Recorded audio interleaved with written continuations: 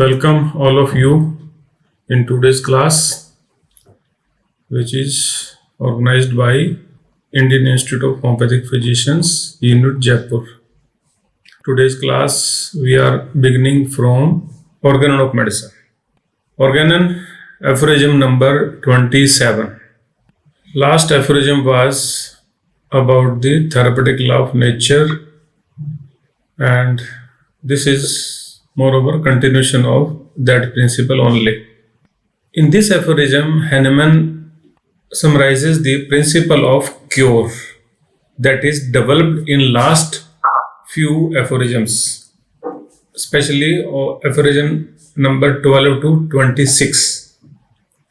तो सबसे पहले तो इस एफोरिज्म को पढ़ते हैं, फिर इसकी बात अपन डिटेल से करेंगे. तो प्रिंसिपल ऑफ क्योर, ये वर्ड ध्यान रखना है अपने को, प्रिंसिपल ऑफ क्योर, क्योंकि वी ऑल आर फिजिशियंस, हमें क्योर करना है. जब क्योर करना है तो हमें उसका प्रिंसिपल मालूम होना ही चाहिए. वर्ड टू वर्ड जब अंडरस्टैंडिंग हो जाएगी तब आप देखेंगे कि जो अपनी जर्नी ऑफ क्योर है वो कैसे सिंप्लीफाई होती है और हमारा कॉन्फिडेंस कैसे बिल्डअप होता है.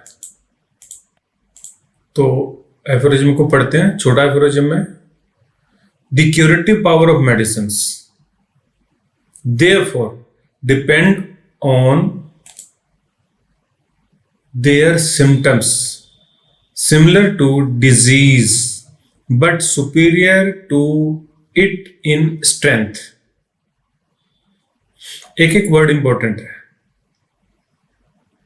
So that each individual case of disease is most surely, radically, rapidly and permanently annihilated and removed by a medicine capable of producing in the human system in the most similar and complete manner the totality of its symptoms, which at the same time are stronger than the disease. यहां पे क्या क्या हुआ है? The curative power of medicines. Medicines which are being given by us, उनके अंदर power है, cure करने की पावर है. Therefore depends upon their symptoms. ठीक है. क्यूरेटिव पावर जो है उनकी सिम्टम प्रोड्यूस करने की कैपेबिलिटी ही तो है. यहां पे जो डिजीज प्रोड्यूसिंग पावर है ना, वो स्ट्रेंथ में सुपीरियर होना जरूरी है. ये हम बार बार पढ़ते आए हैं, लेकिन इसको बहुत अच्छे से समझने की जरूरत है. अगर कोई मेडिसिन कैंसर प्रोड्यूस कर सकती है तो ही तो कैंसर ठीक करेगी, लेकिन क्या वो 1x में कर देगी? क्या वो 30 में कर देगी? या हमें 1m 10m या व्हाटएवर हायर पोटेंसी चाहिए? यहां तक बात है. सिर्फ वो मेडिसिन प्रोड्यूस कर सकती है कोई symptoms, it is not enough. हमने अगर हाइड्रास्टी सोच ली कि ये मेडिसिन सिमिलिमम है इस कैंसर के लिए, तो क्या ये सुपीरियर इन स्ट्रेंथ है? सुपीरियर इन स्ट्रेंथ होना मतलब राइट पोटेंसी का सिलेक्शन होना है. ठीक है. और यहां पे हैनेमन ने डिटेल नहीं किया कि आप सुपीरियर इन स्ट्रेंथ कैसे बनाओगे अपनी मेडिसिन्स को. सुपीरियर इन स्ट्रेंथ कैसे बनाओगे अपनी मेडिसिन्स को, ये हैनेमन ने नहीं लिखा. तो medicine which is capable of producing symptoms is not enough. हमें superior to its स्ट्रेंथ भी करना है, तो ही हम surely, radically, rapidly and permanently annihilate कर पाएंगे अपनी जो पेशेंट की इलनेस है उसको। कैपेबल का मतलब सक्षम है, हमेशा कर देगी ऐसा नहीं है। अगर हम सही नहीं है, हमारी पोटेंसी राइट नहीं है, हमारी सिलेक्शन ऑफ मेडिसिन करेक्ट नहीं है, तो नहीं होगा। तो वर्ड का सिलेक्शन बाय हैनिमैन बहुत ही इंपॉर्टेंट है। Capable of producing in the most similar and complete manner the totality of its symptom which at the same time are stronger than the disease।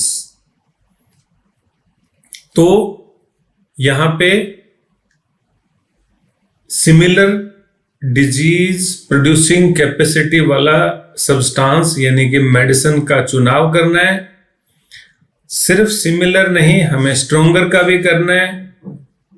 और ऐसा करने से एनिहिलेट वर्ड यूज किया है। Annihilation means from its whole extent from the root, disease का खत्म हो जाना, सप्रेशन नहीं है, इरेडिकेशन है, परमानेंट इरेडिकेशन है। तो इस एफोरिज्म में डॉक्टर हैनेमैन ने लॉ ऑफ सिमिलर को फिर से एक स्ट्रोंग लॉ बताया है जिससे ट्रीटमेंट संभव है।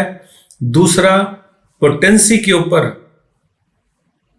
हाईलाइट किया है, उसकी जो स्ट्रेंथ है उसको बताया है और उसे हमें स्ट्रोंगर बनाना है नेचुरल डिजीज की तुलना में।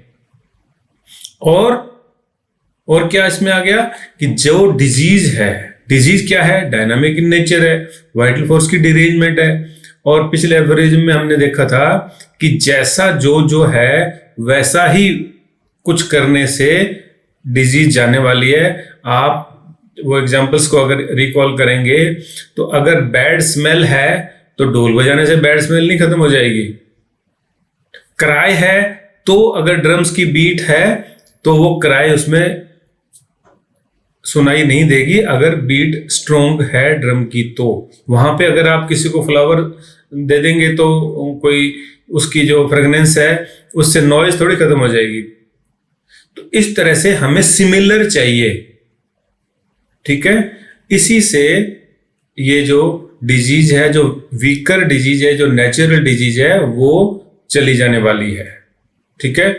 तो हमें क्या करना है, हमें एज ए फिजिशियन हमें क्या करना है, हमारा क्या काम हो गया। नंबर 1 तो हमने मैच करना है सिम्टम्स को, सो दैट कि हम सिमिलर मेडिसिन को सिलेक्ट कर पाए अपने every individual case of disease में।